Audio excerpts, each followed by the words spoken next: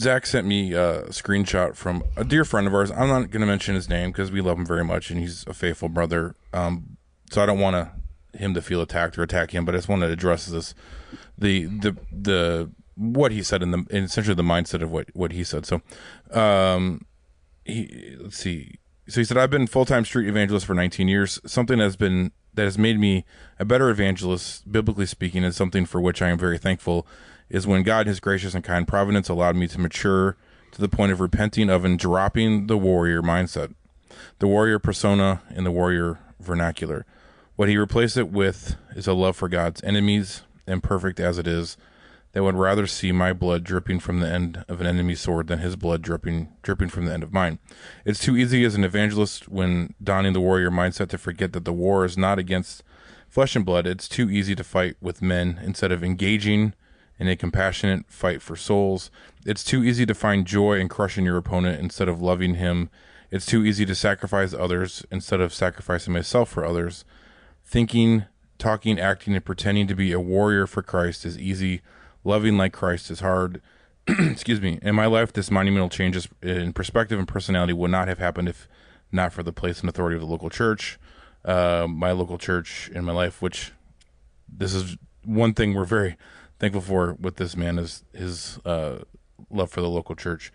So we'll just stop there. So when I read that, I was like, there's so many things in there that I feel like he's promoting that I would say, well, that's part of having a warrior mindset. Mm-hmm. Right.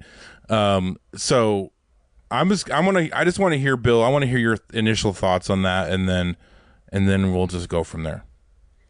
I think number one, if you're equating warrior mindset with doing things in your own strength, then I would agree with him, right? Well, you should, if that's your definition of warrior, is trying to do things in your own strength, then I would say, yeah, we shouldn't be doing that.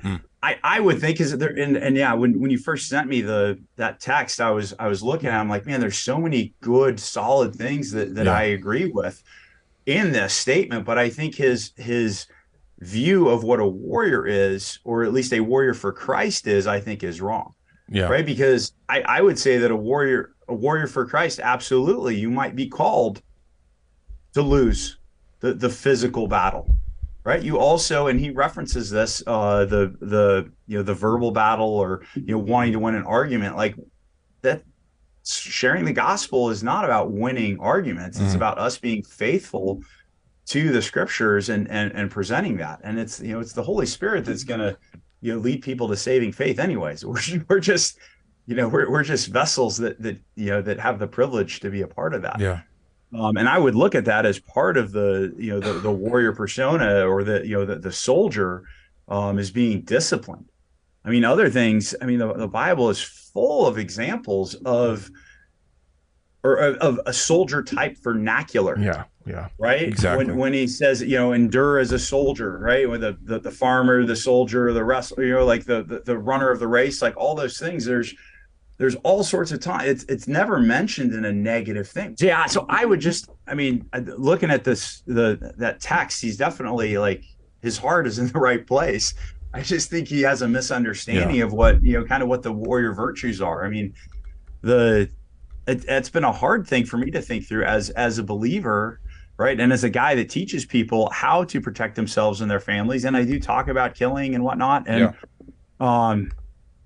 there's absolutely a time to, protect yourself and your family. Right. And I do believe there is a time to say, the lawful authorities are going to arrest me for being a believer in Christ.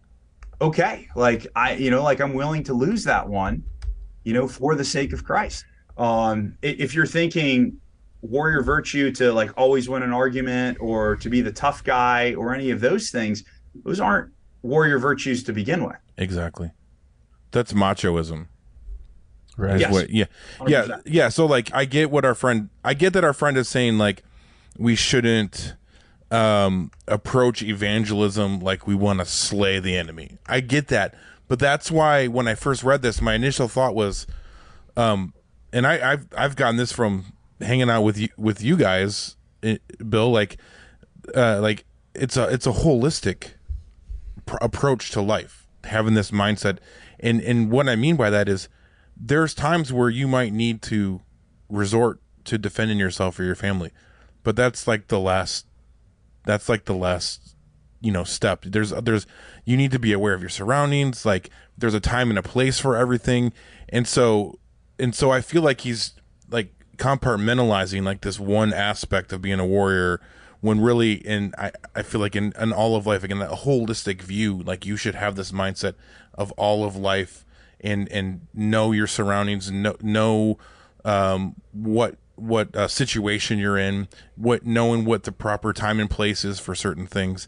And like, yeah, like we can have this mindset and go preach the gospel and not like want to kill the dude, right? Like we want him to come to Christ. We want to share the gospel with him. But again, that's part of that mindset. But I'll just let you guys talk about that.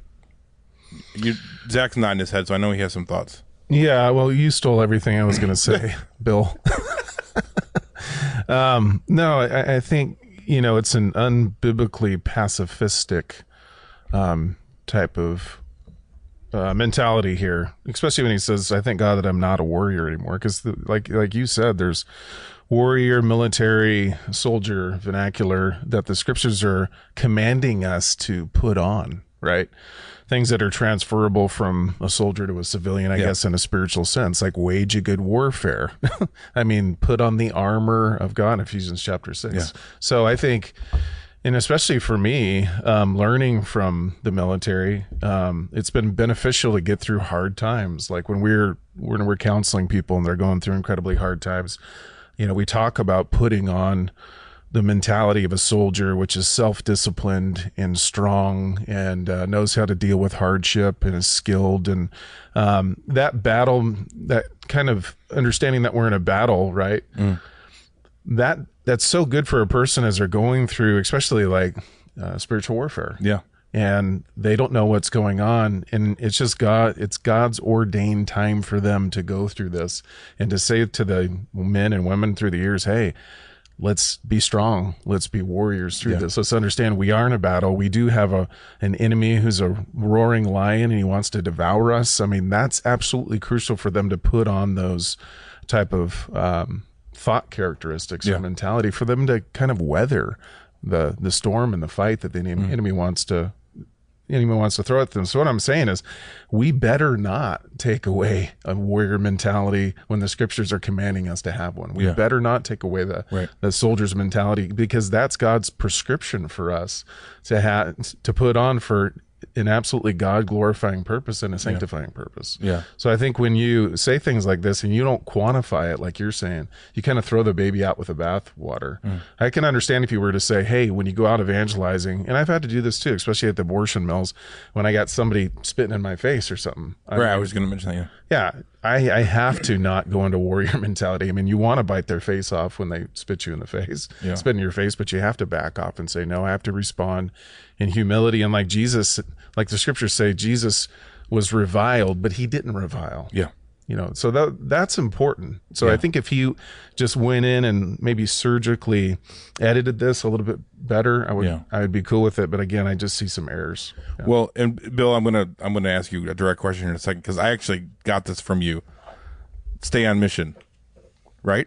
Yeah. Like that's part of the warrior mindset, is you stay on mission. So you're talking about being at the abortion mill. What's your mission there? It's to preach the gospel. Like, we know this. We don't carry weapons when we go to the abortion mill. Like, we know if we're going there, we're going there to die, to possibly die. Like, we're going to take a punch. We're going to whatever. Like, and the mission is the gospel. So like in that moment, like that's part of that mindset, is like staying on mission. Now you might be in a different situation where you are armed and someone attacks you and you have to defend yourself. You don't, as our friend said here, like that's not the time and place to be like, well, I'd rather have the sword go through me, than him. And you know what I mean? Like, and again, it's just knowing where you are, knowing what your mission is. So yeah, exactly. So he says, what he replaced it with is a love for God's enemies, and that would rather see my blood dripping from the end of an enemy's sword than his blood dripping from the end of mine. I'll tell you one thing: if a guy breaks into my house and he's accosting my wife and my kids, I'd rather see his blood dripping from my sword than mine. If a guy comes into our church and wants to harm any of our flock, there's no way I'm just going to lay down and say, oh, you know what? This is a spiritual war. We're not fighting against flesh and blood. In that arena, in that category of life, no, you and I, we're going to war in that situation. It'd be cowardice not to. It'd be totally cowardice. We would not love our sheep. We would not love our family if we just said, you know what, I'd rather you die than me. No, we're going to war to protect our people. And you see that all throughout church history too, especially the Covenanters. I mean, they did everything they could to abide by the law, but when it got so bad that they were going to kill their wife and kids, they picked up the sword and they went to war. Sure.